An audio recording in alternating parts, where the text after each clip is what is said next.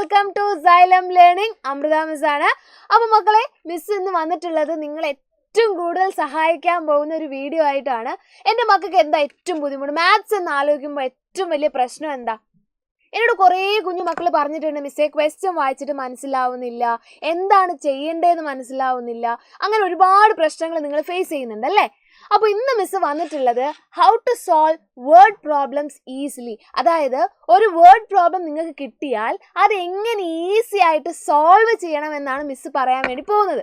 അപ്പോൾ മക്കളെല്ലാവരും റെഡി ആണല്ലോ അല്ലേ? നമ്മൾ ഏറ്റവും വലിയ പ്രശ്നമാണ് മിസ് ഇന്ന് സോൾവ് ചെയ്യാൻ വേണ്ടി പോകുന്നത്. അതിന് കുറച്ച് കുഞ്ഞു കുഞ്ഞു സ്റ്റെപ്പുകൾ നിങ്ങൾ ശ്രദ്ധിക്കേണ്ടതുണ്ട്. നോക്കിയാലോ? ഓക്കെ, ഒന്നാമത്തെ ഇമ്പോർട്ടൻ്റ് കാര്യം എന്ന് പറയുന്നത് read the question and mark the numbers if any. അതായത് ഒരു ക്വസ്റ്റ്യൻ കിട്ടിക്കഴിഞ്ഞാൽ എൻ്റെ മക്കൾ എന്താ ചെയ്യണ്ടേ? ആ ക്വസ്റ്റ്യൻ നല്ല വൃത്തിയായിട്ട് മെല്ലെ ഫസ്റ്റ് വായനയിൽ നല്ല സ്ലോ ആയിട്ട് എന്ത് ചെയ്യുക, ഒരു പ്രാവശ്യം വായിക്കുക. എന്നിട്ട് വേറെ ഒന്നും ചെയ്യേണ്ട, അതിൽ ഏതെങ്കിലും നമ്പേഴ്സ് ഉണ്ടെങ്കിൽ ആ നമ്പേഴ്സ് ഒന്ന് എന്ത് ചെയ്യുക, ഒന്ന് മാർക്ക് ചെയ്ത് വെക്കുക. നമ്മുടെ പെൻസിലോണ്ടോ പെന്നോണ്ടോ ഒക്കെ ഒന്ന് മാർക്ക് ചെയ്ത് വെക്കുക, നമ്പേഴ്സ് മാത്രം. ഓക്കെ, ഇനി രണ്ടാമത്തെ step, underline the important information that needed. അതായത് ആ ക്വസ്റ്റ്യനിൽ നമുക്ക് ഏറ്റവും ക്വസ്റ്റ്യൻ സോൾവ് ചെയ്യാൻ വേണ്ടിയിട്ട് നമുക്ക് ആവശ്യമുള്ള ഇൻഫോർമേഷൻസ് ഉണ്ടാവും. അതൊന്ന് എന്ത് ചെയ്യുക, അണ്ടർലൈൻ ചെയ്ത് വെക്കുക. ഇൻഫോർമേഷൻസ് മാത്രം എന്ത് ചെയ്യുക, അണ്ടർലൈൻ ചെയ്ത് വെക്കുക. ഇനി മൂന്നാമത്തത്, ചെക്ക് ദ യൂണിറ്റ്സ്. ഓരോന്നിനും യൂണിറ്റുകൾ ഉണ്ടാവുമല്ലോ, എല്ലാ യൂണിറ്റുകളും സെയിം ആണോ എന്നുകൂടി ചെക്ക് ചെയ്യുക.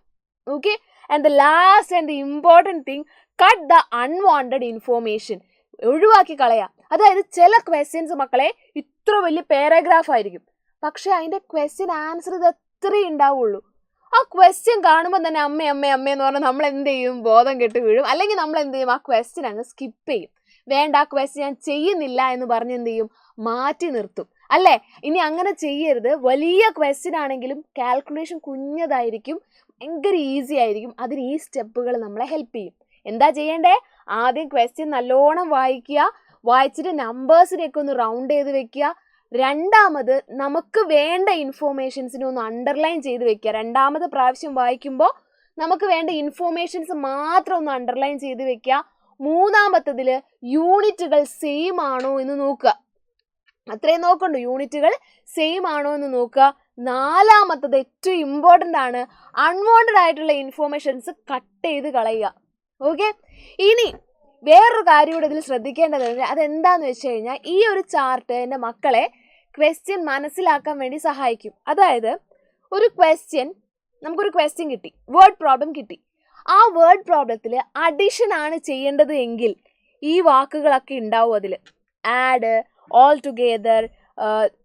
Together, combined, both, total, how many, how much, all, increase, plus, sum എന്ന് പറയുന്നത്. അതേപോലെ സബ്ട്രാക്ഷൻ ആണെങ്കിൽ change, decreased by, fewer, difference, left, minus, needed, reduce, remain, subtract. ഇതൊക്കെ ഇപ്പം നിങ്ങൾ വിചാരിക്കും, മിസ് ഇതെല്ലാം നമ്മൾ പഠിച്ചു വെക്കണോ? വേണ്ട മക്കളെ, പഠിച്ചു വെക്കണ്ട. ഇതൊന്ന് വായിച്ചു വിടുക. ഈ വേർഡ്സ് നിങ്ങൾ കണ്ടു കഴിഞ്ഞാൽ ഇതാണ് ചെയ്യേണ്ടത് എന്ന് നിങ്ങൾക്ക് മനസ്സിലാവും. അതായത് ഇപ്പോൾ ഒരു ക്വസ്റ്റ്യനിൽ ഹൗ മെനി മോർ എന്ന് കണ്ടു. ഹൗ മെനി മോർ എന്നൊരു ക്വസ്റ്റ്യനിൽ കണ്ടു കഴിഞ്ഞാൽ നിങ്ങൾ വേറെ ഒന്നും ചിന്തിക്കേണ്ട, അവിടെ ചെയ്യേണ്ടത് സബ്ട്രാക്ഷൻ ആണ് എന്ന് ആലോചിച്ചാൽ മതി.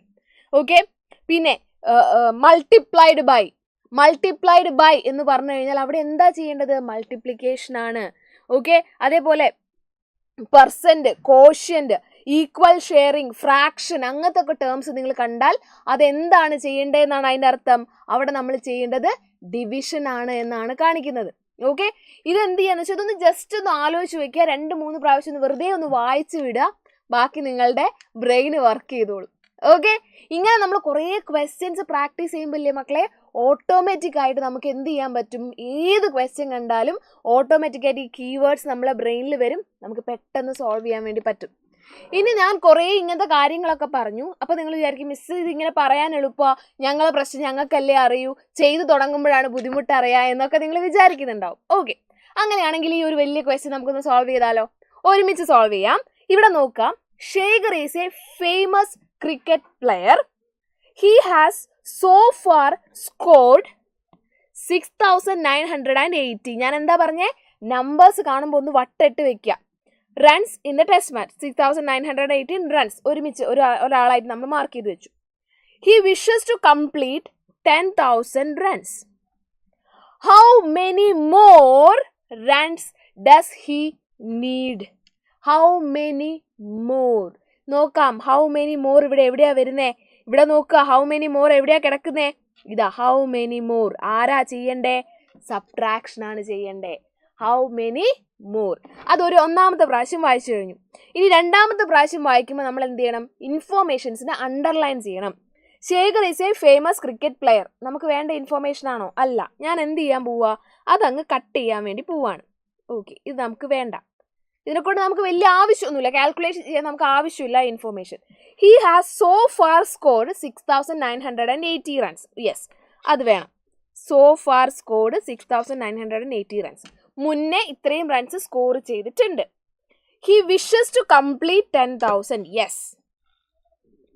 In order to complete 10,000, how many more runs? എത്ര കൂടുതൽ വേണം? അതായത് ക്വസ്റ്റ്യൻ ഇത്രയേ ഉള്ളൂ. 10,000 റൺസ്, 10,000 റൺസ് ആണ് ശേഖറിന് കിട്ടേണ്ടത്. ഓൾറെഡി 6,980 റൺസ് സ്കോർ ചെയ്ത് കഴിഞ്ഞു. ഇനി എത്ര കൂടി വേണം? 6,980യുടെ കൂടെ എത്ര കൂടി വന്നാൽ 10,000 ആവും? How many more? സബ്ട്രാക്ഷൻ അല്ലേ? അപ്പൊ നമുക്ക് ചെയ്ത് നോക്കാലോ. 10,000 മൈനസ് 6,980. 0 ഇവിടെ 10 വരും അല്ലേ? ഇവിടെ 9 വരും, ഇവിടെ 9 വരും, ഇവിടെ 0. അപ്പോൾ 2 വരും. 9 മൈനസ് 9 0. 9 മൈനസ് 6 3. ആൻസർ എത്ര വരും? 3,020. ഓക്കെ, ഇങ്ങനെയാണ് കാൽക്കുലേഷൻ വരിക. ഇതിന് എന്തുണ്ട്? വേർഡ്സിൽ എഴുതണം കേട്ടോ. ഓരോ സ്റ്റെപ്പ് എഴുതണം. The runs he has score, runs he already scored, run he has to wish to complete, അങ്ങനെ പറഞ്ഞ സ്റ്റെപ്പൊക്കെ എഴുതണം. കാൽക്കുലേഷൻ ഇങ്ങനെയാണ് ചെയ്യുക. ഓക്കെ, സ്റ്റെപ്പ് എഴുതാൻ എൻ്റെ മക്കൾ മിടുക്കന്മാരാണ്. പക്ഷേ ഇത് കാൽക്കുലേഷൻ ഏതാണെന്ന് കണ്ടുപിടിക്കാനും എങ്ങനെയാ ചെയ്യുക എന്നുള്ളതുമാണ് മിസ് ഇവിടെ പറഞ്ഞിട്ടുള്ളത്. ക്ലിയർ അല്ലേ? ഓക്കെ, ഒരു ക്വസ്റ്റ്യൻ ഇവിടെ ചെയ്താലോ നമുക്ക്. A machine on an average, നമ്മൾ എന്ത് ചെയ്യണം? ആദ്യം ക്വസ്റ്റ്യൻ മനസ്സിരുത്തി വായിക്കണം. A machine on an average manufacturers 2,825 screws. എന്താ മിസ് പറഞ്ഞ? ആദ്യം നമ്പേഴ്സ് എന്ന് മാർക്ക് ചെയ്ത് വെക്കാം. How many screws did it produce in the month of January 2006? Number അല്ല, ജസ്റ്റ് 2006 എന്ന് പറഞ്ഞാൽ അത് മാർക്ക് ചെയ്ത് വെച്ചു. ഓക്കെ, ഇനി അൺവാണ്ടഡ് സാധനങ്ങളൊക്കെ ഒഴിവാക്കുക. ഇമ്പോർട്ടൻ്റ് ആയിട്ടുള്ള ഇൻഫോർമേഷൻ അണ്ടർലൈൻ ചെയ്യുക. അതാണ് രണ്ടാമത്തെ step. A machine on an average manufacturers 2,825 screws. ഇതാണ് നമുക്ക് വേണ്ട information. 2,825 screws in A day. ബാക്കിയൊക്കെ എന്താണ്? വേണ്ടാത്ത കാര്യങ്ങളാണ്. 2,825 സ്ക്രൂസ് ഇൻ എ ഡേ. അപ്പോൾ 1 ഡേ എത്ര സ്ക്രൂസ് ആണെന്നാ പറഞ്ഞേ? 2,825 സ്ക്രൂസ് അല്ലേ? ഹൗ മെനി സ്ക്രൂസ്, എത്ര screws did it produce in the month of January? ജാനുവരിയിൽ എത്ര സ്ക്രൂസ് പ്രൊഡ്യൂസ് ചെയ്തിട്ടുണ്ടാകും എന്നാണ്. അപ്പോൾ നമുക്കറിയാം ജാനുവരിയിൽ how many days are there? In the month of January എത്ര ഡേയ്സ് ഉണ്ട്? 31 ഡേയ്സ് അല്ലേ? 31 ഡേയ്സ് ആർ ദെയർ. ജനുവരിയിൽ 31 ഡേയ്സ് ഉണ്ട്, ശരിയല്ലേ? അപ്പോൾ ഒരു ദിവസം 2,825 ആണെങ്കിൽ 2 ദിവസം എന്ത് ചെയ്യും? നമ്മൾ ആഡ് ചെയ്യും. 3 ദിവസമാണെങ്കിൽ 3 പ്രാവശ്യം ആഡ് ചെയ്യും. അങ്ങനെ 31 ആണെങ്കിലോ 31 തവണ നമ്മൾ ആഡ് ചെയ്യണം. വേണോ? വേണ്ട. നമുക്ക് എന്ത് ചെയ്താൽ മതി? മൾട്ടിപ്ലൈ ചെയ്താൽ മതി. എന്തുകൊണ്ടാ? റിപ്പീറ്റഡ് അഡീഷൻ ആണ് മൾട്ടിപ്ലിക്കേഷൻ. ഒന്നുമില്ല, ഒരു ദിവസം 2,825 ആണെങ്കിൽ 31 ഡേയ്സ് ഉണ്ട് ഇൻറ്റു 31. Okay, into 31. ഇനി എൻ്റെ മക്കൾ എന്താ ചെയ്യണ്ടേ? ഇതിൻ്റെ ആൻസർ എത്രയാ എന്നുള്ളത് എന്ത് ചെയ്യണം? കമൻ്റ് ആയിട്ട് നമ്മളുടെ വീഡിയോയ്ക്ക് താഴെ പറയണം. ഓക്കെ, ക്ലിയർ ആയല്ലോ? അപ്പോൾ മിസ് ഈ പറഞ്ഞ കാര്യങ്ങളൊക്കെ ഓർത്ത് വയ്ക്കുക. ഇനിയൊരു വേർഡ് പ്രോബ്ലം കിട്ടുമ്പോൾ നിങ്ങൾ അതേപോലെ സോൾവ് ചെയ്യാൻ ശ്രമിക്കുക. ഇനി നിങ്ങളുടെ കയ്യിൽ എന്തെങ്കിലും ഇതേപോലത്തെ ഐഡിയാസ് ഉണ്ടെങ്കിൽ എന്ത് ചെയ്യുക? കമൻ്റ് ആയിട്ട് താഴെ പറയാം. ഓക്കെ, അത് വേറൊരാൾക്ക് ഹെൽപ്പ് ആയാലോ. Thank you students, thank you so much for your valuable time. Have a great day. Bye every one.